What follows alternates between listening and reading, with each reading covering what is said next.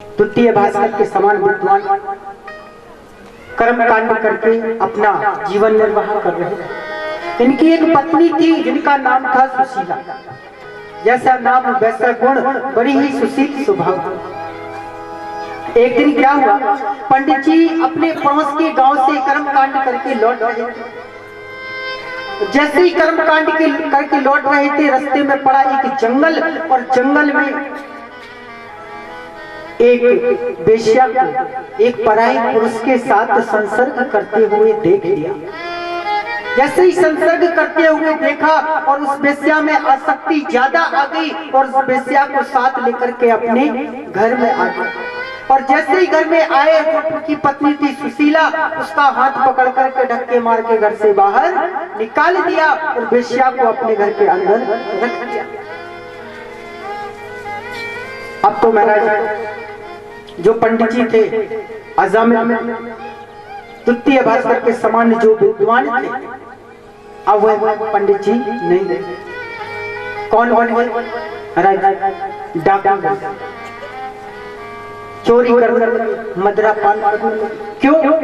बोले महाराज जैसी संगत करोगे वैसी रंगत आएगी। प्रेम से बोलिए जय श्री। जब तक घर में सुशीला थी तब तक महाराज कर्म कांड करके अपना जीवन निर्वाह करते थे। जैसे ही जीवन में वेश्या का आगमन हुआ, पूरी जीवन शैली बदल गई। जो अजामिल पंडित जी थे वह पंडित जी नहीं रहे, महाराज डाकू बन गए। अब तो अजामिल डाकू के नाम से फेमस हो गए। एक बार क्या हुआ, कुछ साधु संतों की टोली इनके गांव की सीमा से गुजर रही थी। उन्होंने शाम का समय था, रात्रि विश्राम करना था। एक व्यक्ति से पूछा, क्यों भाई आपके गांव में कोई रात्रि विश्राम करने लायक कोई जगह है? बोले हाँ है। बोले कहाँ? बोले यहाँ से सीधे जाओ, एक अजामिल नाम के पंडित जी का घर है, वहां जाकर के रात्रि विश्राम कर सकते। हास्य परिहास वश कह दिया। इधर साधु संत आए, आकर के अजामिल के घर के बाहर का दरवाजा खटखटाया, वेश्या सामने से आई। इधर साधु संतों ने कहा, बेटी हम रात्रि विश्राम करना चाहते हैं और कुछ प्रसाद हो, बहुत जोर से भूख लगी है, कुछ खावे के ताई हो तो दो ना। वेश्या की आंखों में आंसू आ गए, हाथ जोड़ करके कहा, देखो हे साधु संत महात्मा, मैंने बचपन में अपनी माँ के मुखारबिंद से सुना है कि साधु संतों की सेवा कैसे करना चाहिए, और हम आपको प्रसाद देने के लिए कुछ भी समर्थ नहीं है। आज क्यों? बोले कर्म अच्छा नहीं है। बोले आपको यदि रात्रि विश्राम करना है, मेरे घर के सामने एक बट वृक्ष है, उसके नीचे आपको विश्राम करो, और आपको भूख लगी है, मैं आपको, आप चाहो तो कच्ची सामग्री लाकर दे सकती हूँ। आप सुंदर प्रसाद बनाओ, ठाकुर जी को भोग लगाओ और स्वयं पाओ। बोले ठीक है बेटी, कच्ची सामग्री लाकर। आज उन साधु संत महात्माओं ने महाराज उस कच्ची सामग्री से प्रसाद बनाया, ठाकुर जी को भोग लगाया और स्वयं पाया। और रात्रि जैसे विश्राम करने लगे, रात भर नींद नहीं आई। बोले क्यों नींद नहीं आई? नींद इसलिए नहीं आई, मन में सोच रहे हैं हमने इस अजामिल के घर का नमक खाया है, प्रसाद पाया है, इसको हम क्या दें कि इसका कल्याण हो। यही सोच में पूरी रात्रि व्यतीत कर, जैसे सुबह सुखदेव जी कहते हैं वह डाकू अजामिल आ गया। जैसे डाकू अजामिल आया, उसने पूछा, अरे तुम कौन हो और यहाँ रहने की तुम्हें परमिशन किसने दी? अरे जल्दी से अपना दंड कमंडल उठाओ, नहीं तो एक एक को छोड़ूंगा नहीं। जैसे ही चीखने चिल्लाने लगा, इतने में इसकी श्रीमती जी बाहर आ गई। श्रीमती जी बाहर आई, कहा क्या बात है? बोले ये कौन है? बोले मैंने कहा इनसे रहने को। बोले हमारे बाबा का स्वभाव होता है ना, जब उनको क्रोध आता है और मैया सामने खड़ी हो जाए तो महाराज क्रोध सब समाप्त हो जाता है। थोड़ा सा डरते हैं मैयाओं से। अब हालांकि एक बार क्या हुआ, एक दृष्टांत याद आ गया, सुना देता हूँ। एक बार क्या हुआ, अजामिल हमने आपके घर का नमक खाया है, प्रसाद पाया है, और इसके बदले में कुछ दक्षिणा नहीं।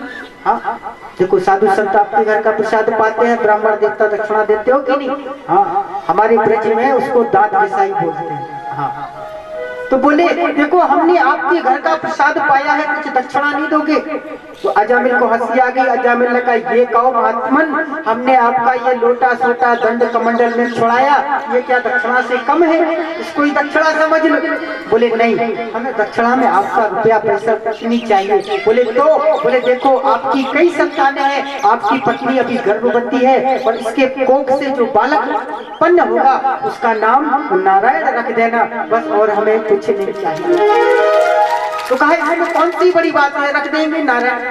तो महाराज साधु चले गए और जो बालक हुआ सबसे छोटा, उसका नाम क्या रखा? नारायण रखा।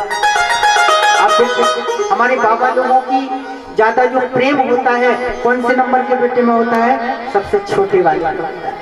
अब तो 24 घंटे डाकू अजामिल, बेटा नारायण खाना खा, बेटा नारायण पढ़ने बैठ जाओ, 24 घंटे भगवान का भजन करता है।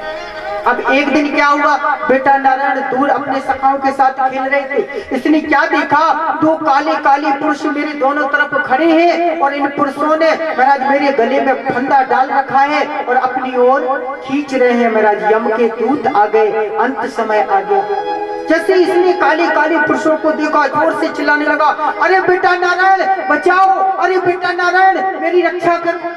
अब बेटा नारायण तो बहुत दूर सखाओं के साथ खेल रहे थे।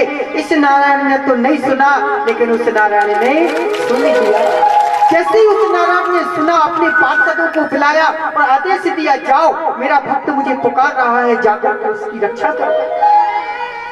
जैसे ही 4-4 हाथ वाले पार्षद आ गए, इस यम के दूतों ने देखा, राम राम, ये पार्षद काई को आए गए, इनका क्या काम? बोले भैया आप क्यों आ गए? बोले आप इसको नहीं ले जा सकते। बोले क्यों? अरे बोले भैया ये एक नंबर का पापी है, दुष्ट है, इसने जीवन में पाप के अलावा कुछ नहीं किया, ये नरक में जाएगा। बोले नहीं, अंत समय इसने प्रभु श्री नारायण का नाम लिया है, इसलिए अभी इसकी आयु शेष है। अजामिल इन दोनों के वृत्तांत को सुन रहा था। राम राम, एक बार मैंने मुख से नारायण का नाम लिया तो महाराज जी थोड़ी आयु बच गई। महाराज तुरंत वैराग्य जाग गया, घर परिवार छोड़ करके जंगल में जाकर के तपस्या करने लगा। सुंदर नाम की महिमा को गाया। सब्सक्राइब करें ध्रुव कृष्ण जी के YouTube चैनल को और हमारे वीडियोस को सबसे पहले देखने के लिए बेल आइकन को दबाना न भूलें।